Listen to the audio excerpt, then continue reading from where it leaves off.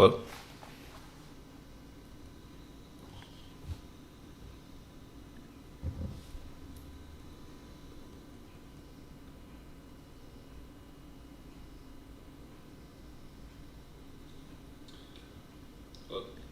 Okay. Cool. So it looks like we've got it all started up. So welcome back, guys. My name's Jeffrey. I'll be going over some commonly asked econ questions for both micro and macro. We'll be going over the right answers, why they're right, and also going over a previous tutor's answer to make sure that they also got it right. With that being said, we can just jump right into this first question. So the first question says that the labor force participation rate measures the percentage of the, and answer choice 1 says total adult population that is in the labor force. 2 says total adult population that is employed. 3 says labor force that is either employed or unemployed. Or 4 says labor force that is employed. So let's break it down, right? So the definition of labor force participation rate is calculated by dividing the total number of people who are actively involved in searching for a job, aka qualifying as a member of the labor force, divided by the eligible population, normally a specific age range of adults who are not, who are not held back by any conditions from engaging in the labor force. So that's the way we calculate it. And so we have to look at which one of these answer choices is going to be the best measurement of that calculation. So 1 says that the labor force participation rate measures the percentage of the total adult population that is in the labor force.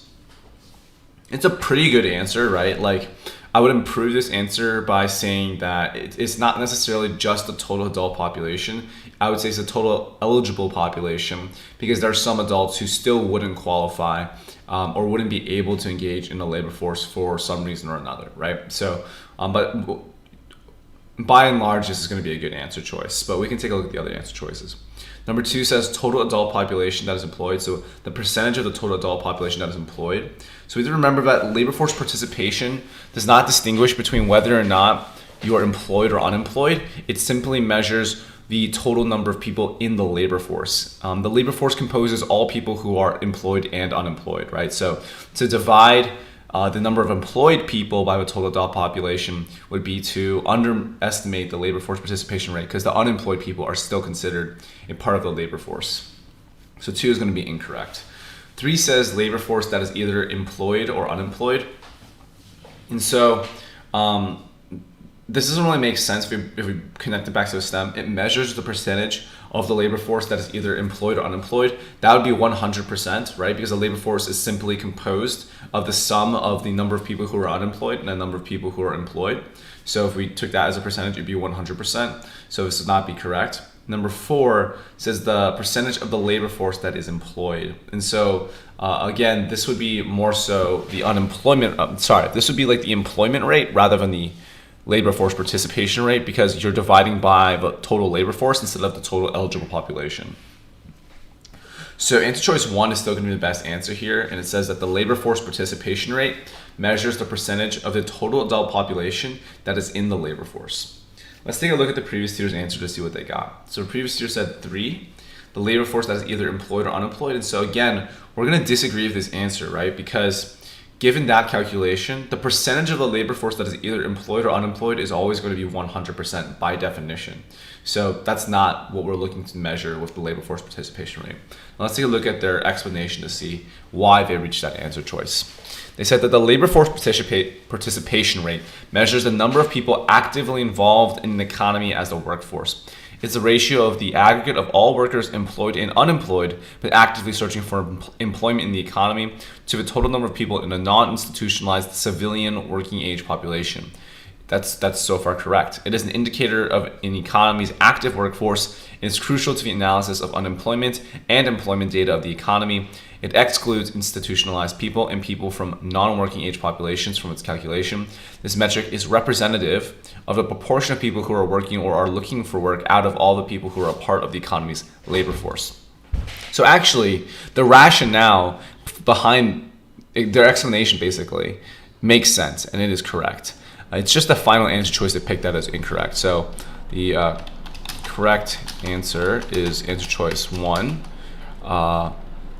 Answer choice 3 would always yield 100% because the labor force is the sum of all employed and unemployed people. The correct calculation for the labor force participation rate is the total number of people in the labor force divided by the total eligible adult population. This matches answer choice 1 the best. Okay, and then the solution is incorrect because they got the wrong answer choice. So the next question says absolute advantage is found by comparing different producers. Answer choice 1 says opportunity cost. 2 says payments to land, labor, and capital. 3 says locational and logistical circumstances. 4 says terms of trade. And 5 says input requirements per unit of output. And so here what we're looking at is an understanding of absolute advantage. And so absolute advantage is when given the exact same number of resources, one producer can produce more of a good compared to the other producer. So we would say that producer who can produce more with the same resources has the absolute advantage. And this is contrasted against comparative advantage, which talks about which producer can produce these goods at the lowest opportunity cost. So let's compare that to the answer choices we have. 1 says opportunity costs, and again we said that that's going to be comparative advantage, not absolute advantage. 2 says the different producers' payments to land, labor, and capital, and this seems to be like suggesting how much they purchase in resources, but that's not really the basis for absolute advantage, so we're not going to pick that answer choice. 3 says locational and logistical circumstances, and so this might influence possibly who might have an absolute advantage, but it is not the way we calculate or identify a producer with the absolute advantage. That's more so a possible explanation. And so the actual way we find the person with the absolute advantage is to look at their ability to produce units of goods given a set amount of resources. So 3 is going to be incorrect. 4 is terms of trade. And again, absolute advantage doesn't really have to do anything with trade. If there was going to be a type of advantage that was going to have something to do with trade, it would definitely be comparative advantage, because comparative advantage is the basis for specialization. But 4 would be incorrect in this circumstance. And finally, 5, input requirements per unit of output. And it seems like a much better answer choice, right? It's basically saying for every unit of output, how much input do you need? And the person who needs the least amount of input per unit of output would have the absolute advantage, because if we set their inputs equal to each other, then the person with the lower input requirements will be able to produce more. So this would be a way of calculating absolute advantage or finding absolute advantage. So 5 is going to be correct. And this compares to a previous tutor's answer. The previous tutor also said 5, and they said that a producer or economic entity is said to have an absolute advantage in the production of a good or service, or if he or she can produce a greater quantity of the same than his or her competitors using the same amount of resources.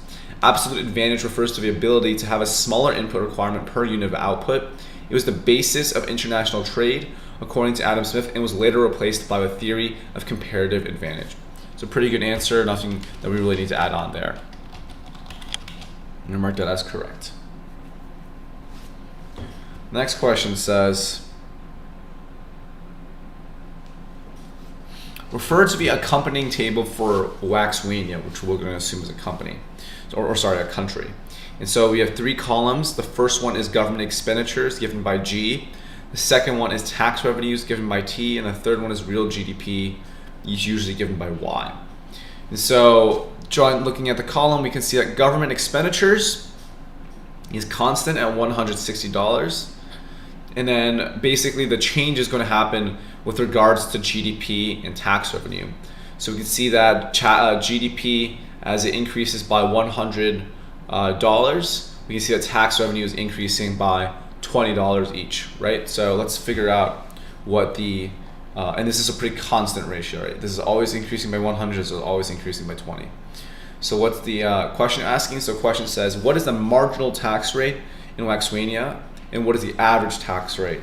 So marginal tax rate refers to, for every GDP, a dollar increase in GDP, how much is tax revenue increasing? And for this question, it's fairly simple because it's a constant rate of change, right? So from $500 to $600, we can see that real GDP has increased by $100, and simultaneously, tax revenue has increased from 100 to 120, so by $20. So the correct answer here would be 20 divided by 100, which is 20%. And so the marginal tax rate here is 20%, and we can see that ratio maintains the same throughout the rest of the increases. And so the answer here would be 20%. And then the average tax rate is also going to be really easy because, like we said, this rate of change is constant through all the different levels of GDP. And so in that sense, every marginal tax rate is 20%. And so the average tax rate would also obviously be 20%. And so this would be 20% as well. So both are 20. Let's take a look at the previous tutor's answer. So the previous tutor said change in Y is 100, change in tax is 20. The marginal tax rate is the change in tax over the change in GDP. So 20 divided by 100 or 20%, right? And then the average tax rate is the real GDP divided by the tax paid. So let's say 500 divided by 100, and that would still give you an average tax rate of 20%. And so that would be the correct answer for both.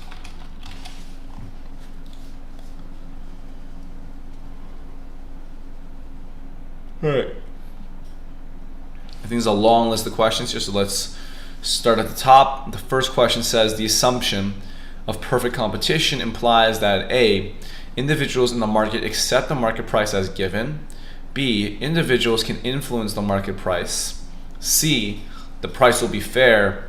Or D, the price will be high. And so for this question, we're looking for what are the different assumptions or criteria for perfect competition. We know there's three major ones. The first one is that there are a very large number of sellers in this market. The second is that they're all price takers, which means nobody can really set or influence the market price. It is simply everybody taking the market price as it is given. And the third is that there are low barriers to entry or exit into this market. And so let's find which one of these answer choices is going to best match up with one of those assumptions. And A says individuals in the market accept the market price as given, and that seems to match up very well with our second assumption. So we're going to keep an eye on that one. B says that individuals can influence the market price, and we say that individuals cannot influence the market price, so this is going to be incorrect. C says the price will be fair, and we only say that the firms will be price takers, not that the firms will face a fair price. And so C is incorrect. And D says that the price will be high. And again, we only say that firms are price takers. We do not comment on whether or not the price they're taking is going to be high or low. So A is going to be the best answer here, and that's going to be the correct answer. And let's go to a previous year's answer, and they said, under perfect competition, price is determined by the intersection of market demand and market supply. The individual buyer and seller has to accept the price as determined by the market demand and market supply. In other words, individual sellers can sell as much as he wants, and individual buyers can buy as much as he wants at the price provided by the market. Thus, in the case of perfect competition, the individual buyer or seller takes the market price as given, hence the correct answer choice is A. Great, so we're on the same page there. B says monopolistic competition describes an industry characterized by a blank number of firms producing blank products with blank for firms. And A says small, identical, and barriers to entry. B says small, similar, and relatively easy entry. C says large, similar, relatively easy to entry. And D says large, identical, relatively easy entry. So we're basically defining monopolistic competition on three different criteria. First is the number of firms. Second is the type of products. And first is the ease of entry. right? So we can break this down one by one. So first, in monopolistic competition, do we say that there are a large number of firms or a small number of firms? And the answer to that is we say that there's a large number of firms, right? That there are many firms, just like in perfect competition. Okay, the second criteria is the types of products. And so this is where it can be either similar or identical products. And identical products is the same for perfect competition. And in this case, what we're dealing with in monopolistic competition is similar products. And that's one of the big differentiating factors between monopolistic competition and perfect competition, is that you're selling similar products that are slightly differentiated instead of identical products. Okay? And the third criteria is barriers of entry. Are they easy or are they high? And the answer to this, again, is that we say that there's relatively easy barriers to entry. There's relatively easy entry into this market, that there's very low barriers. And so off those three criteria, we have our definition of monopolistic competition, and we can start eliminating answer choices. So A and B both say a small number of firms, and we know we're looking for a large number of firms, so it's not A or B. And in C or D, one says similar and one says identical, and we said the answer here is similar. And so C is going to be the right answer. And again, we said relatively easy entry as well. So C is the correct answer here. That monopolistic competition describes an industry characterized by a large number of firms producing similar products with relatively easy entry for firms. Okay. And the previous tutor says that monopolistic competition as a market system consists of a large number of firms producing somewhat different products which are close substitutes of each other. In other words, products of different firms of monopolistic competition are similar but not identical. Besides, there is freedom of entry and exit under monopolistic competition. Thus, monopolistic competition describes an industry characterized by a large number of firms producing similar products with relatively easy entry for firms. Hence, the correct option is C. Great. So we also match up with that. And it looks like they don't actually answer the rest of the questions, so we'll be answering the rest of the questions for them.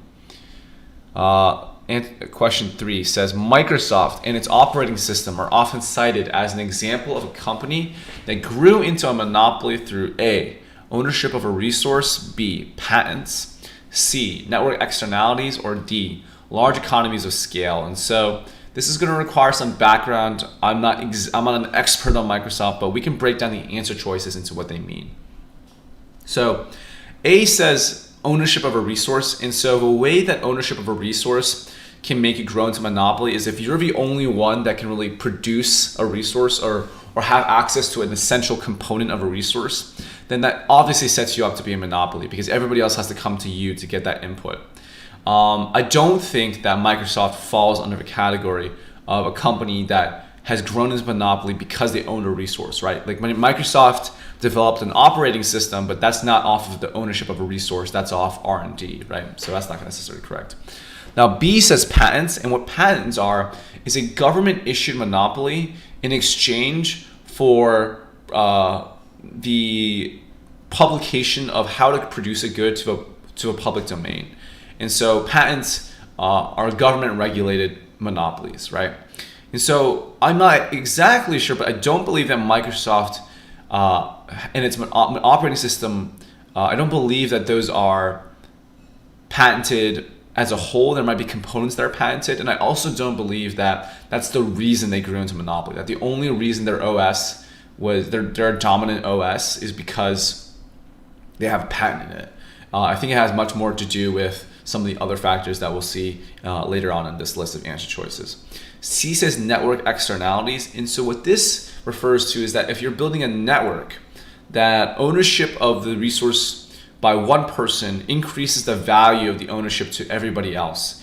And so in the framework of an operating system, it makes things a lot easier when you use the same operating system as other people. There's a lot more cross-platform capabilities, there's a lot more data sharing available, a lot more tools that you can use. So if you have an operating system that a lot of other people use, then that makes that operating system more valuable. If only one or two people use this operating system, then it's not as valuable to the consumer. And so this is what we refer to as network externalities. And Microsoft and its operating system definitely do fall into a very good example of this idea of network externalities. So we'll keep an eye on that. And finally, D, large economies of scale. And so what economies of scale refers to is that as you increase production, that the cost of producing that good has gone down significantly. And so you benefit actually from increasing production. And so this is probably true. Like Microsoft producing its operating system probably does benefit from large economies of scale. There's a very high upfront cost of developing an operating system. And after you develop, it's probably very low cost to sell the operating system to many different people. So as you increase production, the overall average cost of producing the operating system is going down. But I don't believe that that's the competitive advantage that Microsoft has over other OS developing companies, right? Like all OS, this is not the reason that they grew into a monopoly, right? All companies that develop OSs are going to face large economies of scale by the very nature of the product that you're producing. It's merely that Microsoft was early to the market and has a very large user base that they are able to benefit off of network externalities to grow into that monopoly. It's not really that economies of scale issue. So network externalities is going to be the best answer here, and we can mark that as correct. So C is correct. Network externalities refers to when one person's ownership of a good increases the benefits to other owners. In the context of OSs, having many people use the same OS is beneficial in terms of ease of use. This contributed to Microsoft's monopoly. All right, next question, 4. Question 4 says, if all firms in an industry are price takers, then A, each firm can sell at the price it wants to charge, provided it is not too different from the price other firms are charging. B, says each firm takes the market price as given for its current output level, recognizing that the price will change if it alters its output significantly. C, says an individual firm cannot alter the market price even if it doubles output. Or D, the market sets the price and each firm can take it or leave it by setting a different price. So we mentioned this a little bit earlier when we were talking about the criteria for perfect competition, right? But we said that if firms are price takers, then they have absolutely no sway or no control over the price in the market. They can very output all they want. They're not going to have any ability to change the price. And so everybody is facing the same price, and either you sell at that price or you leave the market, right? So which one of these answer choices fits that definition? A says each firm can sell at the price it wants to charge, provided it's not too different. And we said that's not true, right? You cannot sell at any price. You can only sell at one price, and that's the market price. So A is not correct. B says each firm takes the market price as given for its current output level, recognizing the price will change if it alters its output significantly. And we said again, if you're a price taker, the price will not change even if you alter your output significantly. You have no market control or market power. So B is incorrect. C says that an individual firm cannot alter the market price even if it doubles output. And so this is much closer to our understanding of price-taking firms. We say that even if you double your output, that has no influence on the market price because you're a price taker. That fits with our definition, and so this seems to be a good answer. D says that the market sets the price and each firm can take it or leave it by setting a different price. And so it's true that firms can take it or leave it, but you can't leave it by setting a different price. You can just leave it by leaving the market. So D would be incorrect. So C is the correct answer here. An individual firm cannot alter the market price even if it doubles output. C is correct. Price-taking firms have no ability to change the price by varying output. This fits with this rationale explains why answer choice C would be true. Okay, number 5. Number 5 says, because of the existence of a large number of similar but not identical substitutes in most communities, the market for financial planners is best considered to be a monopoly, an oligopoly, perfect competition, or monopolistically competitive. So let's break it down between these 4 different types of market structures. A monopoly refers to when one producer dominates the market and is the only producer of the good. But in this case, and so they have complete market power and price setting power. But in this case, we say that the stem of the question says there's a large number of similar but not identical substitutes. So if there's a large number of similar but not identical substitutes, that basically means that there's a large number of sellers. And so that kind of destroys our ability to pick answer choice A, because A says there's only one seller. B is an oligopoly, and basically it says it's not that there's only one seller, there's only a few major sellers. And so again, this is still not going to be the right answer choice for the same reason that A isn't, because there's a large number of basically producers in this market. So a large number of producers, this will mean that we have to eliminate both monopoly and oligopoly. Now C says perfect competition, and we said we had that 3 criteria. And so we have a large number of sellers, that's true, but they sell similar but not identical substitutes. And so again, we know that's a really big differentiating factor between perfect competition and monopolistically competitive markets. Because in perfect competition, we expect there to be identical substitutes. So C is going to be incorrect. And finally, D, monopolistic competition. A large number of similar but not identical substitutes. And for that reason, we think that answer choice D is going to be a really good answer here for our question. So D is going to be the correct answer here because it fulfills that definition. D is correct. Monopolistically competitive markets have a large number of sellers with similar but not identical products. Great, and we can move on to question 6. I'm also going to grab some water really quickly, and I will be right back to pick up where we left off.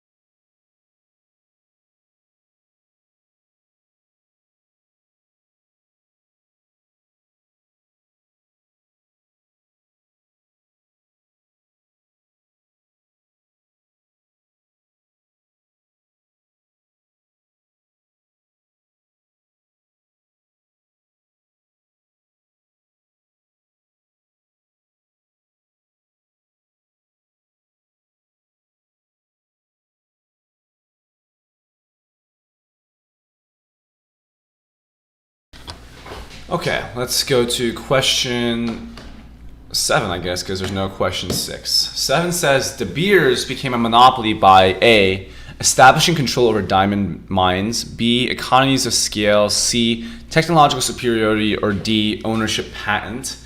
And I think De Beers is a diamond company. And so I think if my history or if my knowledge serves me correctly, then I believe that the answer choice here is actually going to be A, because they own a lot of the major diamond mines, and so they have control over certain resources that are inputs into the production of consumer diamonds. It's not really clear if there's economies of scale in the diamond mining business. I don't believe there's any technological superiority in this company's ability to produce diamonds, merely that they have more diamonds. And ownership patents, I don't believe you can't patent naturally occurring things, and so you can't. There's no patent. I don't know if ownership patent is even really a thing. So A is going to be the correct answer here. I'm going to do the answer choices, and we can type in question 7. A is correct. De Beers owns the inputs for diamonds, for consumer diamonds, because they own the diamond mines.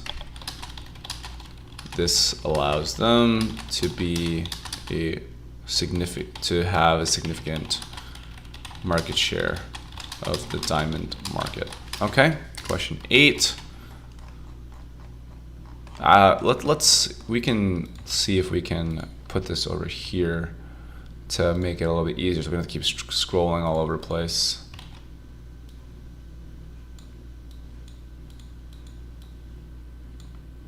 How's this working?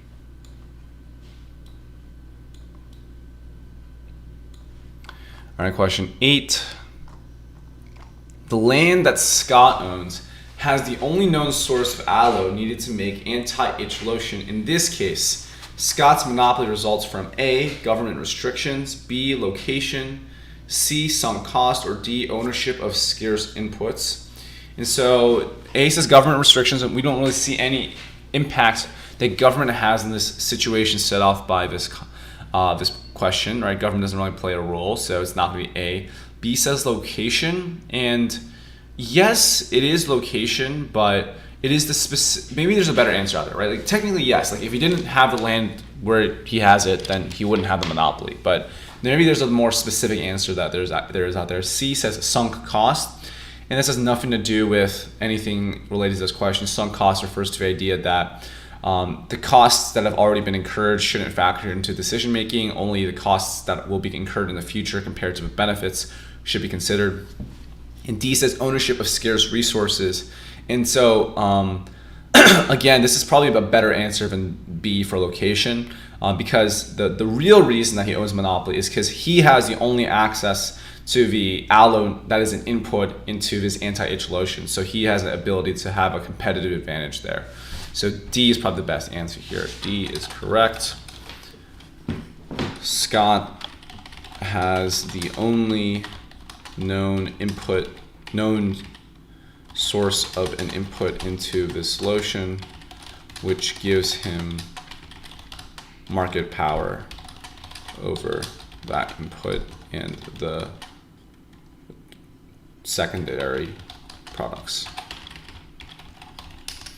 9 says, in the long run, the firms consider all factors as fixed. In the long run, A says the firm considers all factors as fixed. B says that the firm considers all factors as variable. C says that production choices are more limited in the short run. And D says production is always greater than 0. So this is really just asking us the distinction between the short run and the long run. In the long run, the correct answer would be that the firm considers all factors as variable. And in the short run is defined by the point in time in which some of your factors are still fixed. It doesn't really have anything to do with production, so C and D are incorrect. It all has to do with the factors of the variable and fixed inputs or costs. And so one way we can view is an example of a fixed cost in the short run might be a 1-year lease on the building through which you run your business. And so in the short run, for that 1 year, that's a fixed cost. Even if you decide to produce nothing, you still owe payment on that fixed lease. In the long run, that cost becomes variable because in the long run, you're given enough time to back out of that lease or for that lease to expire, and you need to consider whether or not you want to renew it. And so that becomes a variable decision. And as you increase your output, that it might be the case that you would maybe want to incur even more fixed costs. Even more of these variable costs of a more fixed nature in the short term, right? And so B is going to be the correct answer here. But in the long run, the firm considers all factors as variable. The long run is defined by the time in which all factors are variable. 10 says, when an increase in the firm's output reduces its long-run average cost, total cost, it achieves A, economies of scale, B, diseconomies of scale, C, constant returns to scale, or D, variable returns to scale.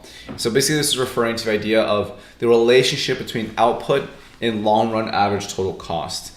And so economies of scale refers to a situation where as you're increasing your output, you're actually able to reduce your overall costs because this greater size of your production scale is allowing you to lower the costs overall. And so you might think of like an assembly line reducing the costs, average total cost of production compared to a car workshop where you produce everything by hand. When you've scaled up production to a scale of an entire factory, then the average cost might actually be lower than if you're hand building each car yourself.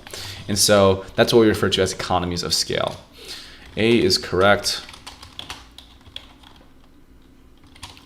Economies of scale is the definition of the scenario laid out in the question. 11 says,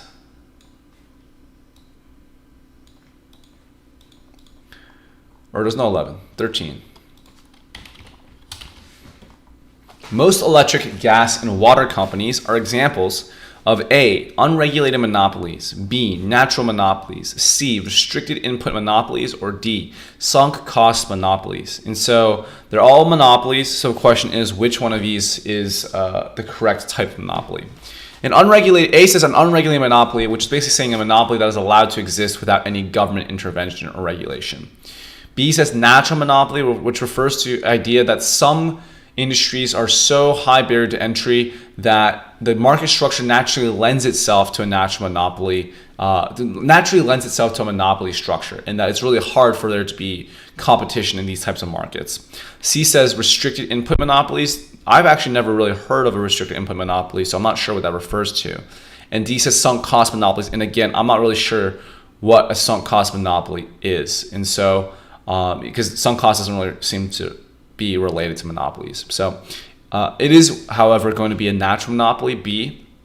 And the reason for that is we look at these utility companies that there's a lot of high barriers to entry in that if you want to provide electricity, you need to lay down power lines. If you want to provide gas, you need to lay down the gas pipes to give gas to each home. If you want to give a water company, you need to lay down the infrastructure to connect each of these houses to water.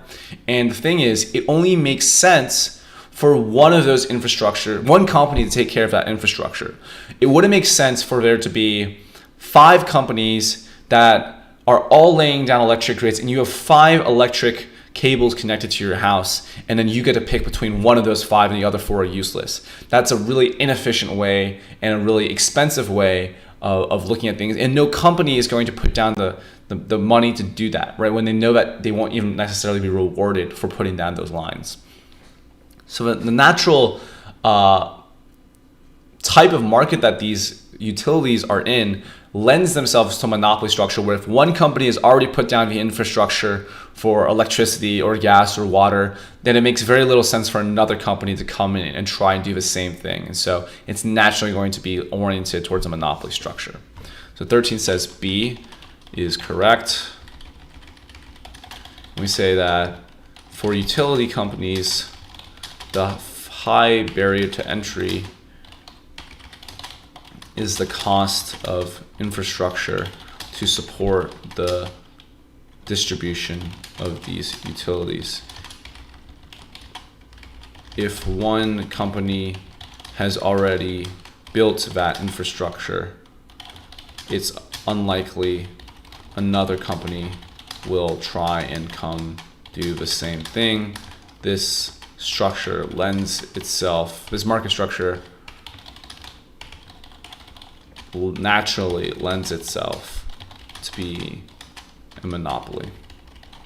Now 14 says, perfect competition is characterized by A, rivalry in advertising, B, fierce quality competition, C, the inability of any one firm to influence price, or D, widely recognized brands. And so what we're looking at here is this idea of perfect competition and its characteristics. And we know that there's three. A says rivalry in advertising. We know that in perfect competition, there's no benefit to advertising. There's no ability to differentiate one person's product from another, so advertising accomplishes very little. And consumers don't expect your advertisement to convince them to produce and to buy from one producer or another because all the products are the same. So there's no rivalry in advertising in perfect competition, only in monopolistic competition. 2, B says fierce quality competition, and again, we're not dealing with a situation in which quality is differentiable in perfect competition. Everything is identical. The quality is identical. Consumers don't see any difference in terms of quality between good producers, and so there's no reason for there to be fierce quality competition. C says the inability of any one firm to influence price, and again, we said this before, this is one of the criteria for perfect competition. We say that all firms in perfect competition are price takers, and there's no market power for any individual firm. And so this seems to be a really good answer choice. And finally, D says widely recognized brands. And again, that happens more so with oligopolies or monopolistic competition, where you have some ability to differentiate one product from another. And so with perfect competition, without that ability to differentiate, there's no reason for there to be branding. So C is the best answer here. So we say C is correct. Firms in perfect competition are price takers, so they have no ability to influence price. Now 15 says the market for grade A large eggs in the state of California is best considered to be A, perfectly competitive, B, monopolistically competitive, C, an oligopoly, or D, a monopoly. And I'm gonna be honest, I know very little about the market for grade A large eggs in the state of California.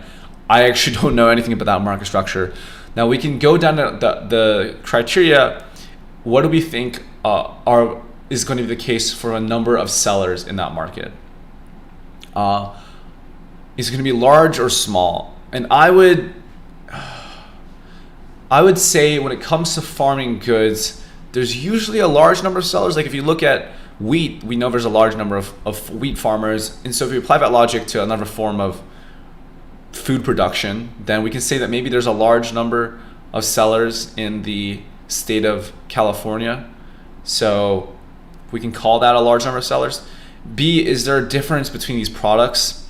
And I mean, I guess you could go like cage-free versus organic versus commercial, but I think to most people, they don't really care about the type of eggs that they're buying. And also, like, it's not like the farmers are all differentiating based on whether or not their eggs are organic or free range, right? There's only like 3 or 4 different subtypes of eggs. And so we can say for the most part, they're probably identical. Like one farmer's eggs are identical to another farmer's eggs. And finally, ease of entry or exit into a market. And so do we think that it's really hard to start growing eggs? And I would say it's probably not too hard. Like I know people who have chickens and can grow eggs at home. So it's probably hard to be a very wide or large producer, but it's probably not hard to enter a market or exit a market. So we can say that there's a large number of sellers as well. We can say that there's a low barrier to entry and exit as well. So if those are our 3 ways of analyzing it, then we would say that A is correct, perfectly competitive. It depends. We'll write that it depends on the details, which I'm not sure on. If we assume that there are a large number of egg farmers in the state, that eggs are largely identical, and that it's not hard to start an egg business in California, then we would say it's perfectly competitive. Right? So that's our assumption. Again, don't take my word for this. This is just off of my knowledge. Maybe you guys have more knowledge about this than I do. C says 16. Market structures are categorized by which two criteria? A says the number of firms and the size of firms. B says whether or not products are differentiated and the extent of advertising. C says the number of firms and whether or not products are differentiated. Or D says the size of the firms and the extent of advertising. And so we can say here that this market structure is probably going to first definitely depend on the number of firms, right? The more firms there are, we can say it's either perfectly competitive or monopolistically competitive. The less, it's either oligopoly or monopoly. And then we also know that whether or not the products are differentiated or identical is a big factor, especially between perfect competition and monopolist competition. And so C is going to be the best answer here because those are the criteria we often see ourselves using to differentiate between market structures. C is correct. Number of firms and product differentiation are extremely useful in categorizing market structures. 17 says, when a firm adds capital in the short run, workers will be A, less productive and let the machines do most of the work. B, be more productive because they have more equipment. C, will be at the same level of productivity. Or D, more productive at first and then less productive after a few weeks. And so this is basically saying what happens in the short run when we add capital. And most people would say that if we add capital, ability that wasn't there before, then workers will be more productive because they have more equipment that will increase their ability to be productive, right? And so 17 is most likely going to say answer choice B is correct. Capital makes workers more productive by increasing the ability of each worker to produce the good. For example, machinery in factories makes production easier for workers. 18 says, the market for soft drinks, which is dominated by Coke and Pepsi, is best considered to be A, perfectly competitive, B, monopolistically competitive, C, an oligopoly, or D, a monopoly. And so again, we said that Coke and Pepsi, if they're the dominant soft drink manufacturers, then that must mean that there are very few sellers in this market. So it's not going to be perfectly competitive or monopolistically competitive. But there's more than one producer, so it's not going to be a monopoly. Therefore, the answer must be an oligopoly. C is correct. There are a few major producers in the soft drinks market. This is the characteristic of a monopoly, of an oligopoly. 19 says an industry with a firm that is the only producer of a good or service for which there are no close substitutes and for which re-entry by potential rivals is prohibitively difficult is A, monopolistically competitive, B, a monopoly, C, an oligopoly, or D, perfect competition. And again, it seems like this is a very straightforward definition question. We said there's only one firm, only one producer of a good or service, no close substitutes. Entry is really difficult. That has to be a monopoly, right? So we say C is correct. This is the definition of a monopoly. And finally, 20, if a Florida strawberry wholesaler operates in a perfectly competitive market, that wholesaler will have X share of the market and consumers will consider her strawberries and her competitors' strawberries to be X. Therefore, X advertising will take place in this market. A says large, standardized, and no advertising. B says small, standardized, and little of any advertising. C says small, differentiated, and no advertising. And D says large, differentiated, and extensive advertising. And so if you're a Florida strawberry wholesaler in a perfectly competitive market, that must mean that there's a large number of sellers, and that means that each person's share of that market is going to be relatively small, right? You're splitting that market with a large number of sellers. Your share is small. And so A and D are eliminated. And then they say consumers will consider her strawberries and her competitors' strawberries to be what? it's either standardized or differentiated. And we say this is perfect competition, so all products are identical, so it must be standardized. And so B seems to be the only answer choice left. And then it says, therefore, advertising, little, if any advertising will take place in this market. And again, we say yes, because if there's no ability to differentiate between these two people's products, then there's no basis for advertising, right? You're not really, there's nothing to set you apart. And so B is going to be the best answer here. B is correct. In a perfectly competitive market, each firm has small market share, standardized, sells an identical or standardized product, and advertises very little. So that would be the correct answer. So here was our correct answer for all these questions. We're going to put this in. I think we're going to mark this as incorrect just because the rest of the questions have not been answered. So we want somebody to come in and kind of put this back in. But other than that, we're going to mark this as done. And then that seems to be all the questions we have today. So hopefully this was helpful. And other than that, I will see you guys again next week. And